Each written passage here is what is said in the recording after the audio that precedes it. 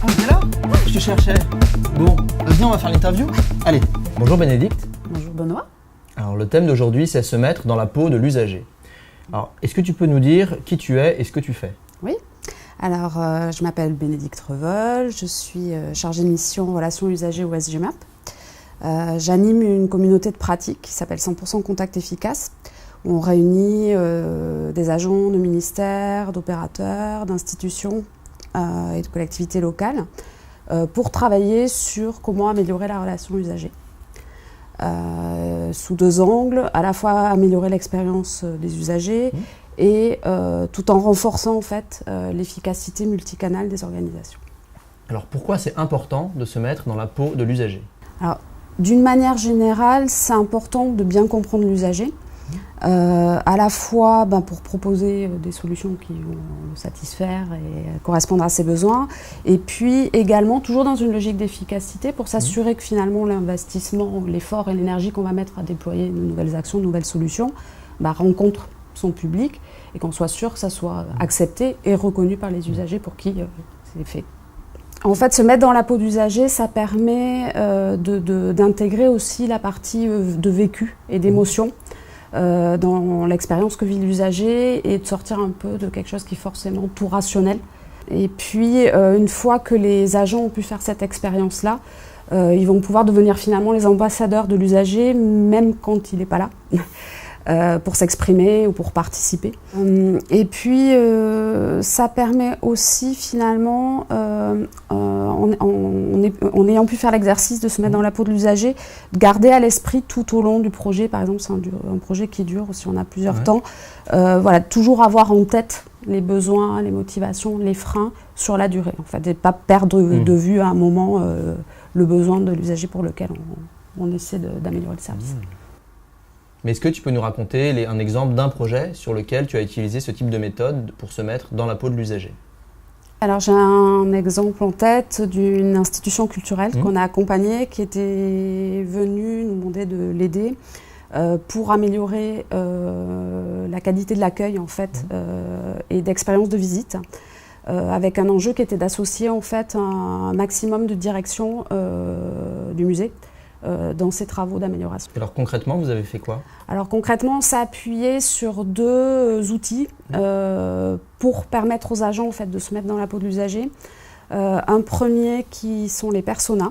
C'est-à-dire persona, c'est une manière de représenter un profil d'usager, mais de manière incarnée, comme un personnage, comme une personne à qui on pourrait s'adresser, en décrivant vraiment ses usages, ses besoins, ses comportements, ses freins, ses motivations, de manière à ce que, on va dire, par exemple, on va mettre une photo, on va donner un prénom, on va raconter une petite histoire, de manière à ce que les agents, par exemple, qui vont travailler pour cet usager-là, aient bien la capacité de se représenter une personne et de se dire, je travaille pour cette personne, et je me mets dans la peau de cette personne.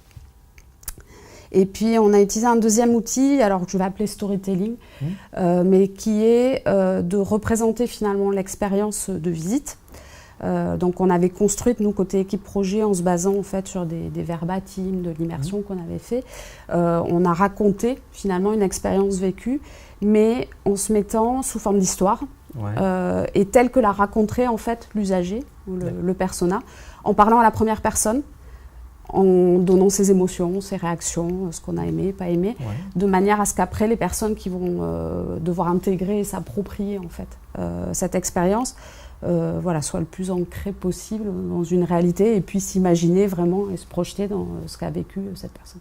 Donc en partant de l'expérience de l'usager, on arrive à des solutions. Ça permet de penser à des solutions, mais à chaque fois en se posant la question de est-ce qu'elle va être bien acceptée, est-ce qu'elle va être utilisée. Et vraiment le bénéfice nous qu'on a vu, c'était vraiment de sortir les gens de leur silo professionnel, de les aider à bien travailler ensemble, à partager une vision commune, en prenant du recul finalement. Et le point de vue de l'usager, c'était pas discutable, pas négociable, c'était là. Et ils pouvaient sortir plus facilement finalement de leur métier et se rejoindre en fait sur un objectif commun. Et est-ce qu'il y a aussi d'autres méthodes, d'autres façons de faire dans un objectif comme ça dont tu pourrais nous parler? Oui, alors il y a plusieurs méthodes pour se faciliter le fait de se mettre dans la peau de l'usager. Donc il y a quelque chose qui est assez puissant, c'est finalement de faire vivre l'expérience aux agents. En leur demandant, alors on appelle ça un mode safari par exemple, shadowing, on leur demande de vivre eux-mêmes l'expérience. Alors, mode safari, tu disais ? Mode safari. Comme un safari, en fait, c'est le principe que tu vas vivre comme un voyage. Voilà, tu vas vivre ton expérience. Et puis, tu as un petit carnet de bord. Et puis, on va te demander de noter tout ce que tu fais, tout ce que tu vois, ce que tu ressens, là où tu ne comprends pas, tes émotions, ton ressenti. Tu peux illustrer ça avec des photos, par exemple. Et ça permet, là aussi, à la fois d'avoir quelque chose d'assez rationnel sur les étapes de ton parcours.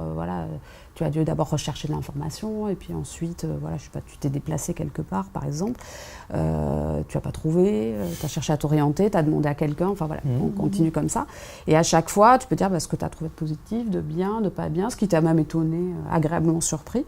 Tu notes tout sur ton petit carnet, tu illustres ça avec des photos, et comme ça, après, tu vas pouvoir à la fois partager avec le groupe. Et puis tu as quelque chose que tu as vécu toi et qui est beaucoup plus puissant parce que c'est ancré, tu as toi-même fait l'expérience. Et puis il y a une autre manière qui est un peu similaire mais qu'on peut faire en mode, on appelle shadowing des fois, où on accompagne un usager. Donc on se met dans l'ombre de... Voilà, on se met dans son ombre, on lui demande évidemment, faut qu'il soit d'accord. Et on l'accompagne et on fait le même exercice mais en regardant ce que lui vit, ce qu'il fait. Et puis on peut compléter avec des échanges éventuellement. Mais on est vraiment dans une phase d'observation. En fait, l'idée c'est vraiment d'ouvrir son regard et d'être attentif et à la fois à ses émotions et à tout ce qui est dans son environnement, et y compris à regarder des choses quand on est penché sur ces processus, on ne pense pas à regarder. Une autre manière de faire, c'est par exemple quand c'est compliqué, on ne peut pas toujours faire soi-même, on ne peut pas toujours vivre un parcours. Je prends un exemple, le cas de la justice, on ne va pas pouvoir simuler, faire semblant d'être un procès justiciable, porter plainte. Donc ce qui peut être bien, c'est de représenter une expérience qu'on aura documentée, c'est-à-dire avec des interviews, des choses comme ça.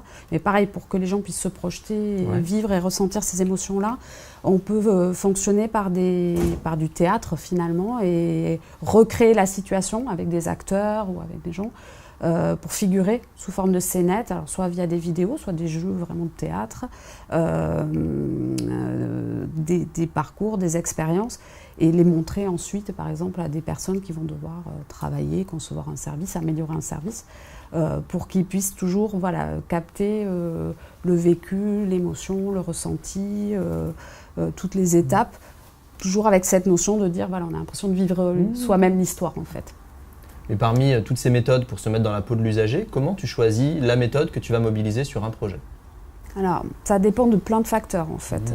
Ça va dépendre du temps et des moyens dont on dispose, par exemple, de la taille de l'équipe à associer. Et puis, sûrement, ce qui est important, ce à quoi on essaie d'être très attentif, c'est finalement le niveau de maturité des agents qu'on veut associer, par exemple, par rapport au sujet, ou leur culture usagée finalement. Donc si je prends des exemples, en fait, par exemple, quand on a des très grands groupes, le mode safari, ça peut être compliqué à mettre en œuvre parce que c'est intrusif. Si on voit 50 personnes qui débarquent et qui viennent observer et noter, ça se voit et puis c'est pas forcément très acceptable. Donc là, on va peut-être plutôt privilégier une vidéo, ou, je sais pas, une scénarisation, un storytelling par une BD ou quelque chose comme ça. D'une manière générale, en fait, moi, ce qui me semble important quand on choisit ces méthodes-là, c'est vraiment de se dire qu'est-ce qui va être vraiment s'obliger à se poser la question, à pas plaquer des méthodes comme ça en se disant qu'est-ce qui va être le plus efficace par rapport à ce que je cherche à faire, et qu'est-ce qui fait finalement que ça va être le mieux reçu par les agents, le plus acceptable, de manière à ce qu'eux-mêmes, en fait, moi, ce que je dis souvent, c'est qu'il faut penser aussi l'expérience participant.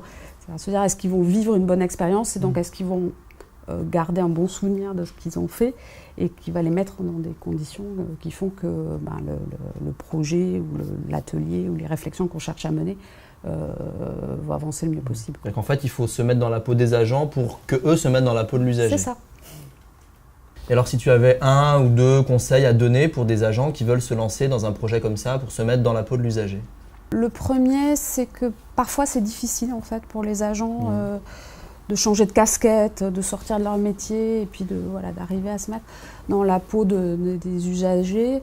Ce qui marche assez bien, ce qu'on peut faire, c'est finalement, avant de faire l'étape et l'atelier par exemple qu'on a prévu, pour les aider à se décadrer un petit peu, à changer de lunettes, c'est leur demander à eux de raconter finalement une expérience qu'ils ont vécue, soit en tant qu'usager d'un service public, soit en tant que client.